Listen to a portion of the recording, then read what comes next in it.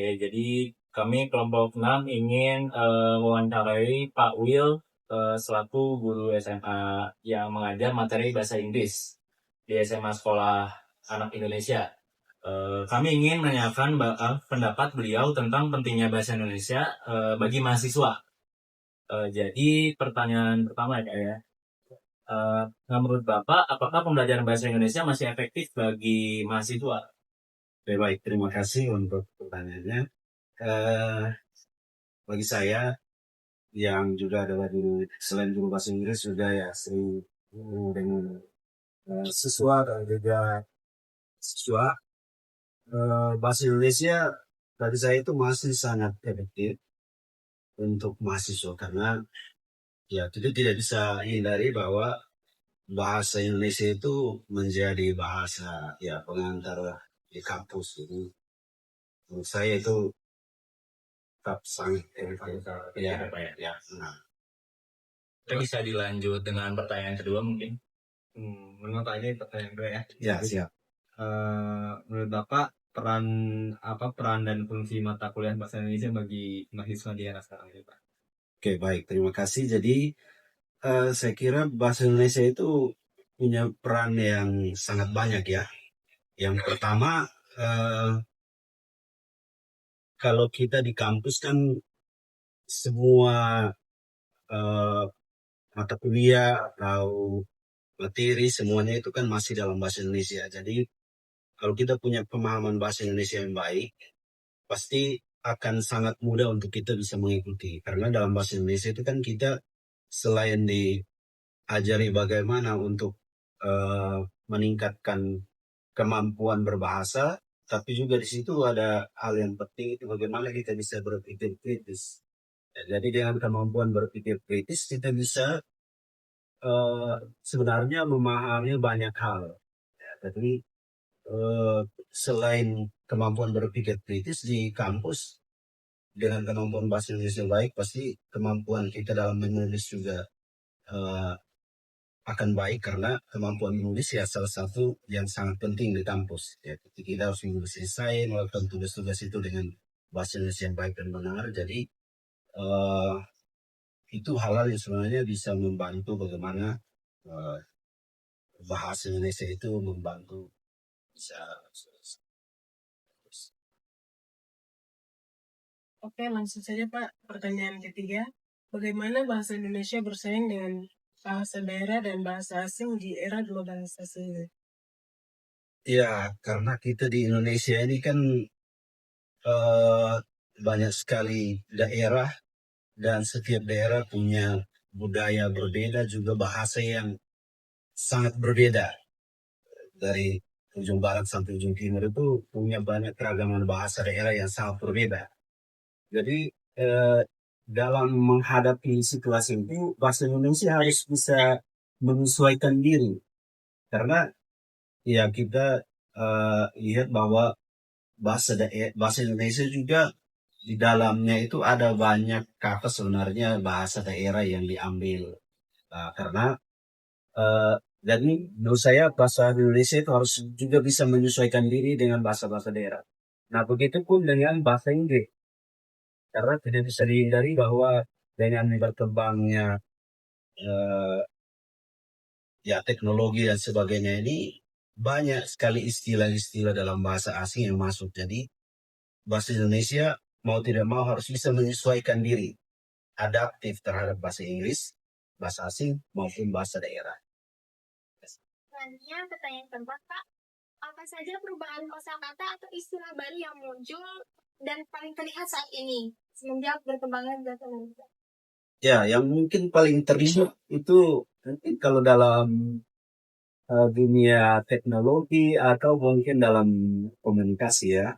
Nah, itu mungkin ya kalian orang-orang muda lebih familiar dengan itu. Ya, misalnya dalam dunia misalnya dalam teknologi misalnya gawai atau istilah-istilah lain yang sangat ya kami kadang yang generasi tua kadang agak sulit mengerti, tapi bahwa dengan berkembangnya teknologi dan juga informasi yang begitu besar, banyak sekali istilah-istilah baru atau bahasa-bahasa serapan ataupun itu bahasa ya slang atau apa itu yang menurut saya banyak kita bisa ikuti. Nah, saya tidak banyak tahu tapi kalau mengikuti perkembangan ya ada begitu banyak. Ya.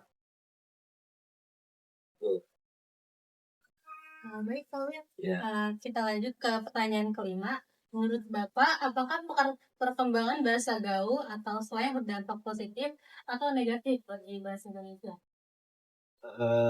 Menurut saya ada baik dan tidak baiknya. Jadi ada positifnya, ya positifnya bahwa bahasa Indonesia itu tidak kaku.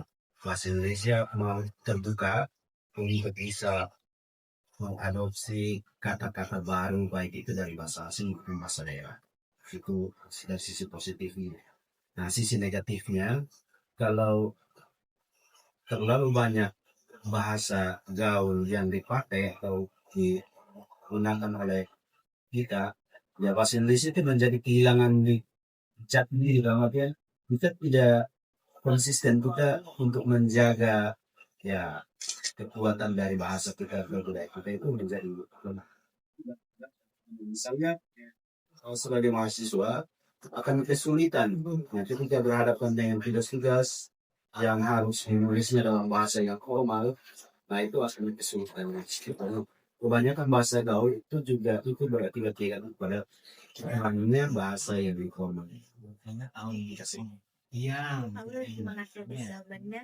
Untuk pertanyaan berikutnya, bagaimana pengaruh teknologi digital, media sosial, dan data terhadap perkembangan bahasa Indonesia?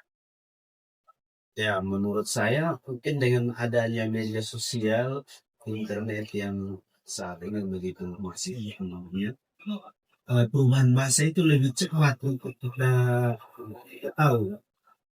Jadi misalnya kalau ada kata-kata baru atau istilah-istilah baru, lebih sampai ke pemakai bahasa itu. Dibandingkan misalnya dengan kalau kita lihat kembali 10-20 tahun yang lalu, sesuatu kata yang baru itu butuh waktu yang sangat lama baru orang tahu. Karena kan kita harus melihat di buku atau apa, tapi sekarang setiap kosakata baru atau misalnya bahasa gaul yang baru pasti cepat sekali menyebar. Ya, nah, ya.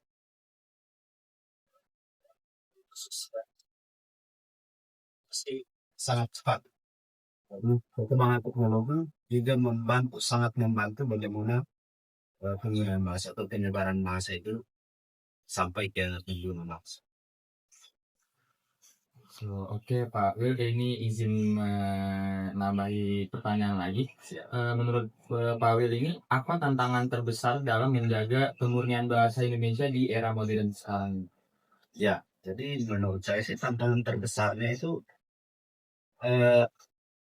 dengan masuknya ya sebenarnya perkembangan teknologi informasi yang cepat ini sebenarnya memberikan juga pengaruh negatif bahwa ketika begitu banyak kosakata baru dari luar yang masuk, ya orang muda seringkali pertama atau lebih suka ya tertarik dengan bahasa-bahasa baru, apalagi itu saya menggunakan istilah asing kedengaran lebih keren, jadi orang lebih tertarik ke itu. Kayaknya ini menarik, ini di mana-mana viral, jadi pakai. Akhirnya bahasa resmi atau bahasa yang formal itu jadi hilang atau orang tidak merasa itu mungkin terlalu kaku atau gimana. Jadi ya sebagai bangsa yang punya bahasa Indonesia sebagai bahasa pemersatu ya kalau kita tidak kuat dalam menjaga itu ya bisa berakibat pada suatu kesempatan kita kehilangan ya, bahasa kita itu bisa jadi identitas tidak jelas ya. Untuk pertanyaan terakhir ya Pak, apa harapan Bapak terhadap perkembangan bahasa Indonesia agar tetap relevan di tengah kemajuan sekarang? Ya menurut saya bahasa Indonesia harus tetap bisa menyesuaikan diri, harus adaptif pada perkembangan. Jadi setiap perkembangan perlu bisa menyesuaikan diri, tetapi tetap harus kokoh pada ya pendirian dalam artian ada hal-hal yang memang kan perlu bisa kita menyesuaikan diri, tetapi ada hal-hal yang perlu dijaga ya, karena itu berkaitan dengan identitas kita sebagai bangsa. Karena ya di banyak negara, banyak wilayah itu mereka itu sangat bangga dengan bahasanya. Bahkan kalau misalnya orang asing yang masuk ke negara itu pun bahkan diminta untuk berbahasa dengan menggunakan bahasa. Jadi bagaimana kita sebagai bangsa Indonesia menjadikan bahasa Indonesia itu suatu kebanggaan. Jadi itu adalah usaha kita bersama sehingga ya kita tidak, ya itu menjadi identitas dimanapun kita, ya bahasa Indonesia itu menjadi